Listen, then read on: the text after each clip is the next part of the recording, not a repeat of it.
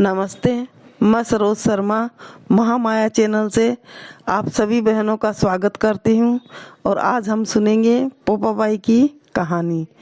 लेकिन अगर मेरी आपको कहानी पसंद आए तो आप इसको लाइक कीजिएगा, सब्सक्राइब कीजिएगा, शेयर कीजिए और कमेंट ज़रूर कीजिए कि कहानी आपको कैसी लगी। प्राचीन समय की बात है। एक गांव में दो भाई बहन रहते थे। उनके माँ बाप बचपन में ही गुजर चुके थे, इसलिए दोनों भाई बहन अकेले रहते थे। भाई की शादी हो गई थी लेकिन बहन की शादी नहीं हुई। उनका नाम पोपाबाई था और वो भगवान विष्णु की बहुत बड़ी भक्त थी। वह हमेशा व्रत नियम पूजा पाठ किया करती थी। एक दिन उसके भाई ने उससे शादी करने के लिए कहा, तब उसने मना कर दिया। उसने अपने भाभी से कहा कि मेरे रहने के लिए आप गांव के बाहर झोपड़ी बनवा दीजिए और मैं उसी झोपड़ी में अपना रह के गुजर बसर करूंगी। और गांव वालों के से उसने यह कह दिया कि हे गांव वालों, मेरे भाइयों, आप लोग सब अपने गाय बछड़े मुझे मेरी झोपड़ी के पास चराने के लिए भेज दीजिएगा। मैं उनको घास चराऊंगी, उन गाय बछड़ों का देखभाल करूंगी और आपके घर में जो भी बचा खुचा खाना रहता है मैं वहीं खाकर रह लूँगी, वो मेरे लिए भेज दिया कीजिए। इसी तरह दिन बीतता गया। एक दिन देश का राजा जंगल में शिकार खेलने गया। उसकी नज़र गांव के बाहर बने झोपड़े पर पड़ी जिसमें पोपाबाई रहती थी। गांव के झोपड़े के पास जाकर राजा आवाज़ लगाने लगा, यहाँ कौन रहता है?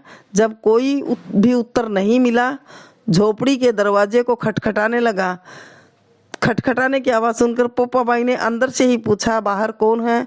बार बार दरवाज़ा क्यों खटखटा रहे हो? क्या काम है? तब राजा ने उत्तर दिया। उसकी आवाज़ सुन के राजा इतना व्याकुल हो गया था कि राजा सोचा कि ये इतनी सुंदर है, मधुर है आवाज़ है, इतनी सुंदर आवाज़ है तो पता नहीं वो कितनी सुंदर होगी। इसीलिए राजा ने उससे विवाह करने का निश्चय कर लिया। राजा ने बोला कि मैं इस देश का राजा हूँ और मैं तुम्हारे साथ विवाह करना चाहता हूँ। पोपाबाई ने कहा, जाओ महल लौट जाओ, जहाँ से तुम आए हो वहीं चले जाओ, मैं पराये पुरुष का मुँह नहीं देखती। लेकिन राजा ने उसकी एक बात भी नहीं सुनी और बलपूर्वक पोपाबाई को उठाकर अपने घोड़े पर बैठाकर महल की ओर चल पड़ा। पोपाबाई ने राजा को श्राप दिया, हे राजा, तेरा राजपाट सब नष्ट हो जाएगा। महल में पहुंचकर राजा ने अपनी रानियों को यह सारी बात बताई। पूरी बात सुनकर रानियों ने राजा से अनुरोध किया कि आप पोपाबाई को सही सलामत उसकी झोपड़ी में छोड़कर आए। रानी के कहे अनुसार राजा पोपाबाई को उसकी झोपड़ी में छोड़ने चल पड़ा। रास्ते में नदी आई जिसमें राजा डूब गया। राजा की मृत्यु हो गई। तो पोपाबाई ने भी अपनी इच्छा से मृत्यु को प्राप्त हो गई। धर्मराज के दरबार में जब पोपाबाई पहुंची, वो विष्णु भगवान की बहुत बड़ी भक्त थी, बहुत पूजा आराधना करती थी। तो इसीलिए धर्मराज ने उसे स्वर्ग का राजा बना दिया, स्वर्ग का राज उसको दे दिया।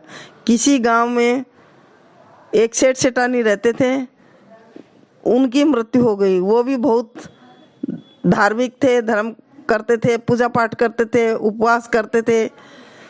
तो उनकी मृत्यु हो गई। वो स्वर्ग लोक पहुँचे लेकिन स्वर्ग का दरवाज़ा बंद था।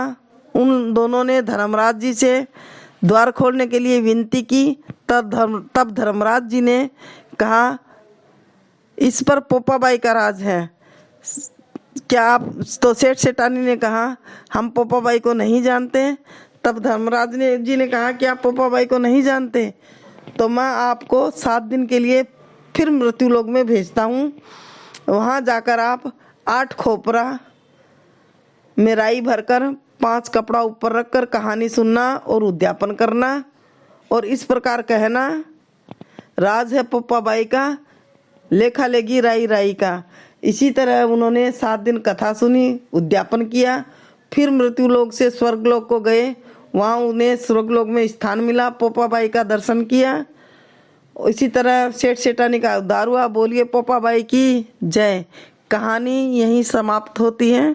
अगर आपको मेरा वीडियो पसंद आए, कहानी पसंद आए तो आप मेरे सब्सक्राइब, लाइक शेयर ज़रूर कीजिए और घंटी का बटन ज़रूर दबाइए, क्योंकि इसके बाद जो भी मेरी कोई नई कहानी आएगी, नया वीडियो आएगा, वो आपको सबसे पहले मिलेगा। बोलिए पोपा बाई की जय।